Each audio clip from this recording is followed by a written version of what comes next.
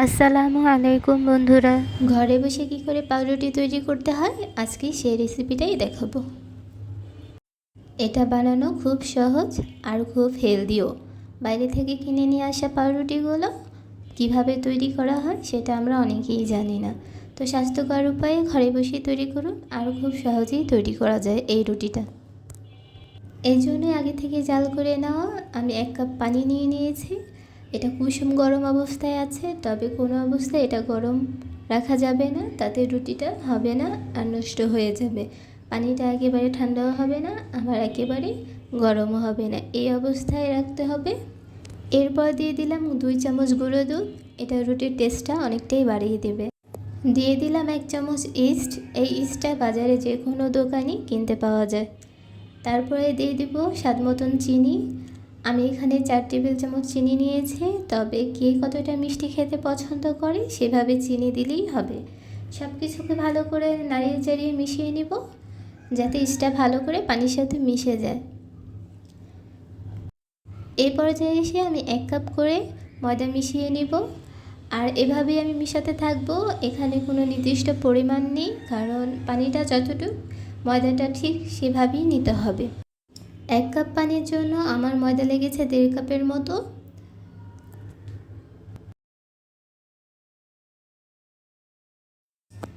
এই পর্যায়ে এসে আমি একটা ডিমের সাদা অংশ পুরোটাই দিয়ে দিলাম আর কুসুমটা আলাদা করে রেখেছি। এই ডিমটাকে ভালো করে আটার সাথে মিশিয়ে নিতে হবে। এই পর্যায়ে এসে দিয়ে দিতে হবে 3 চামচ রান্নার তেল। আমার এই ভিডিওটা ডিলিট হয়ে গেছে, তো আমি এটা দেখাতে পারলাম না। ডিমটা দেওয়ার পর অনেকটাই নরম হয়ে গেছে, তাই আমি আবারও কিছু ময়দা এর সাথে মিশিয়ে নিলাম। এটা কিছুটা আঠালো ভাব থাকবে, তার মানে বেশি না, এটা অল্প থাকলে এই রুটিটা অনেক সফট হবে আর এটা খেতেও খুব বেশি মজা লাগবে। এটা রেস্টে রেখে দেব 20 মিনিটের মতো। তো 20 মিনিট পর এটা ফুলে ডাবল হয়ে গেছে বন্ধুরা, দেখতেই পাচ্ছ।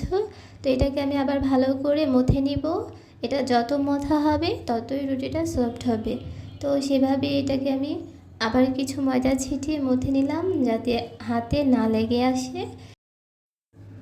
তো এই ডোটা আমি কিছু টুকরো টুকরো করে নিলাম, তারপরে এগুলোকে আমি লম্বা শেপে তৈরি করে নিব। এই লম্বা শেপটা তৈরি করতে একটু সময়ই লাগে, কারণ এটা যত লম্বা করতে যাই ততই ছোট হয়ে আসে। আমি এটাকে বাটারমোল শেপে তৈরি করব, তাই এভাবে লম্বা করে বেলে নিচ্ছি। যদি বনরুটি তৈরি করতে চাও তাহলে সেটাকে এত ঝামেলা করার কোনো প্রয়োজন হবে না।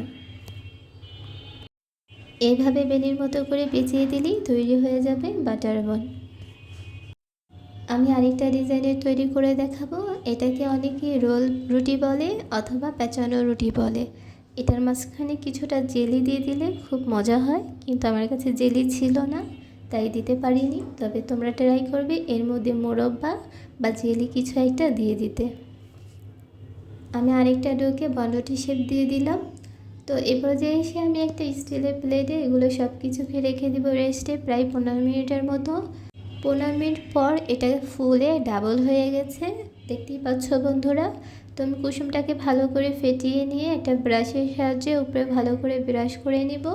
এ পর্যায়ে এসে তোমরা সাদা তিল উপরে ছিটিয়ে দিতে পারো, তবে আমি এটা পছন্দ করি না তাই দিলাম না। এই পর্যায়ে এসে একটা সিলভারের কড়াই নিয়ে নিলাম, দিয়ে দিলাম কাগজটা। এই কাগজটা দেওয়ার কারণ হলো রুটির উপরে কালারটা খুব সুন্দর আসবে। একটা স্ট্যান্ড দিয়ে দিলাম যাতে নিচ থেকে পোড়া না লেগে যায়। তার উপর প্লেটটা দিয়ে আমি ঢাকনা দিয়ে এটাকে ভালো করে ঢেকে নেব। আমি চারিপাশে কিছুটা আঠা লাগিয়ে নিয়েছি যাতে এর পাশ দিয়ে কোনোভাবে ভাপটা বের না হয়ে যায়। চুলার আঁচটা ঠিক এরকম থাকবে, একেবারে লো হিটে। আর এটাকে বেক করব আমি 40 মিনিটের জন্য। প্রায় 40 মিনিট পর আমার রুটিটা পুরোপুরিভাবে হয়ে গেছে। তো এটাকে আমি ঠান্ডা করে নেব। কিছুটা ঠান্ডা হয়ে যাওয়ার পর এটাকে আমি ছিঁড়ে তোমাদের দেখাচ্ছি বন্ধুরা এটা কতটা সুন্দর হয়েছে। এটা কোনো অংশই পুড়ে যায়নি, এটা সুন্দরভাবে বেক হয়েছে। তো দেখতেই পাচ্ছ বন্ধুরা এই রুটিটা কতটা সফট হয়েছে আর কতটা সুন্দর হয়েছে। এটা খেতেও দোকানের পাউরুটি থেকে অনেক বেশি মজা হয়েছে, আর এটা খুব স্বাস্থ্যকর উপায়ে তৈরি করা হয়েছে। আমরা বাহির থেকে কিনে নিয়ে আসি, সেগুলো কিভাবে তৈরি করা হয় তা আমরা অনেকেই জানি না। তো আমরা কেন বাহির থেকে চড়া দামে এই পাউরুটিগুলো কিনে খাবো, যখন খুব সহজেই ঘরে তৈরি করা যায়। তো বন্ধুরা, ভিডিওটি ভালো লাগলে তোমরাও একবার ট্রাই করে দেখতে পারো।